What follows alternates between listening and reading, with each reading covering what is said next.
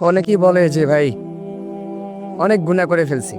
জেনার গুনাহ, মিথ্যা কথা বলার গুনাহ, হারাম সম্পর্কের গুনাহ, অনেক গুনাহ করে ফেলছি। সো এগুলা কি আল্লাহ পাক রব্বুল আলামিন মাফ করবেন কিনা?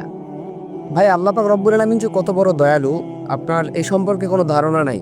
যে আল্লাহ পাক কত কত বড় একজন দয়ালু।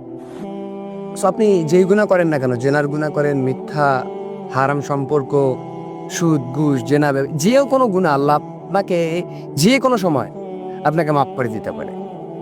একজন আল্লাহ পাক রব্বুল আলামিন যে কতটা দয়ালু আমি যদি উদাহরণ দেই, ইব্রাহিম আলাইহিস সালাতু ওয়াস সালামের জামানায় ইব্রাহিম আলাইহিস সালামের কাছে একদিন এক ভিক্ষুক আসলেন, তিনি তাকে খাবার দিলেন।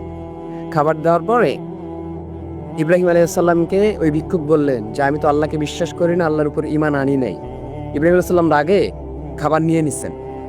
তো ভিক্ষুক চলে যেতে ধরছিল, আল্লাহ পাক ওহী নাজিল করলেন যে, "ইব্রাহিম, সে আমার উপর ঈমান আনে না, বিশ্বাস করে না, সেটা আমার আর তার সম্পর্ক, তার মধ্যকার একটা বিষয়।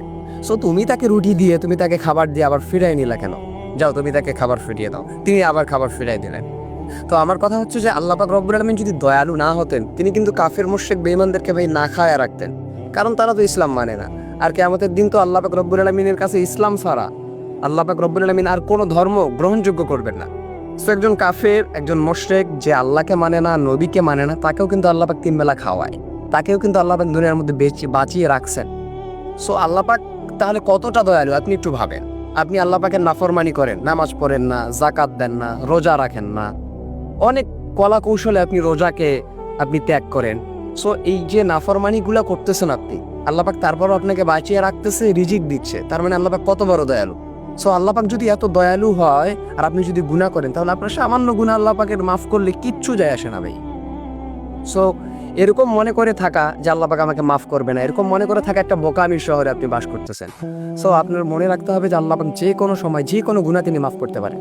সো রবের উপর তাওয়াক্কুল, ভরসা করেন, তওবা করে ফিরে যান যে আল্লাহ নেক্সট টাইম এই সমস্ত গুনাহ, এই সমস্ত পাপ আমি করব না। আপনি আমার গুনাহ মাফ করেন, ইনশাআল্লাহ আল্লাহ পাক আপনার গুনাহ মাফ করে, আপনার পিছনের গুনাহ সমস্ত মাফ করে সেই গুনাহগুলোকে আল্লাহ পাক নেকি দ্বারা পরিবর্তন করবেন। সুবহানাল্লাহি ওয়া বিহামদিহি। এজন্য ফিরে যান রব